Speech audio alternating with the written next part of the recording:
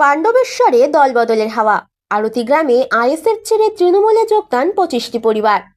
পাণ্ডবেশ্বর বিধানসভা কেন্দ্রের নির্বাচনের আগে আবারও দলবদলের ছবি সামনে এলো।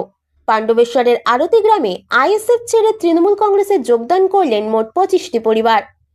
রবিবার এক সংক্ষিপ্ত অনুষ্ঠানের মাধ্যমে তৃণমূল কংগ্রেসের মনোনীত প্রার্থী নরেন্দ্রনাথ চক্রবর্তী মহাশয়ের হাত ধরে এই পরিবারগুলি আনুষ্ঠানিকভাবে ঘাসফুল শিবিরে যোগ দেন। দলীয় পতাকা তুলে দিয়ে নবাগতদের স্বাগত জানান তিনি। নতুন যোগদানকারীদের দাবি, এলাকার উন্নয়ন, সামাজিক নিরাপত্তা এবং মুখ্যমন্ত্রীর জনমুখী প্রকল্পে অনুপ্রাণিত হয়েই তারা তৃণমূল কংগ্রেসে যোগ দেওয়ার সিদ্ধান্ত নিয়েছেন। অন্যদিকে তৃণমূল প্রার্থী নরেন্দ্রনাথ চক্রবর্তী বলেন, মানুষ উন্নয়নের পক্ষেই আস্থা রাখছেন। আরতি গ্রামের এই 25টি পরিবারের যোগদান প্রমাণ করছে তৃণমূল কংগ্রেসের প্রতি মানুষের সমর্থন ক্রমশ বাড়ছে।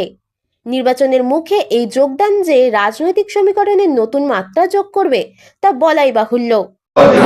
তৃণমূল কংগ্রেস জিন্দাবাদ, মমতা ব্যানার্জি জিন্দাবাদ, পাণ্ডবেশ্বরের ভূমিপুত্র নরেন রায় জিন্দাবাদ।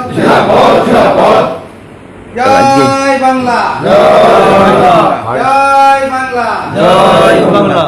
আজ আরতি গ্রামের 25টি পরিবার যারা আইএসএফ করছিল, তারা আজকে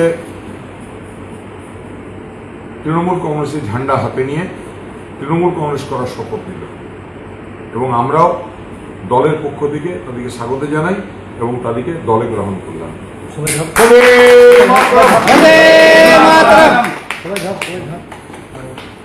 বন্দে মাতরম, তৃণমূল কংগ্রেস, মমতা ব্যানার্জি, অভিষেক ব্যানার্জি, তৃণমূল কংগ্রেস জিন্দাবাদ, মমতা ব্যানার্জি জিন্দাবাদ, আমাদের মানুষ জিন্দাবাদ, বন্দে মাতরম, জয় বাংলা। এটাকে ভোট দিলে তৃণমূল কংগ্রেস কে ডাউন করা হবে আর বিজেপির উপর দিকে ওঠানো হবে বিজেপিকে। তো বিজেপি খুব একটা ভালো দল না, আমরা জানি সেটা, সেই জন্য আমরা টিএমসিতে। মমতা ব্যানার্জি জিন্দাবাদ, মমতা ব্যানার্জির মতো দল হতে হবে না।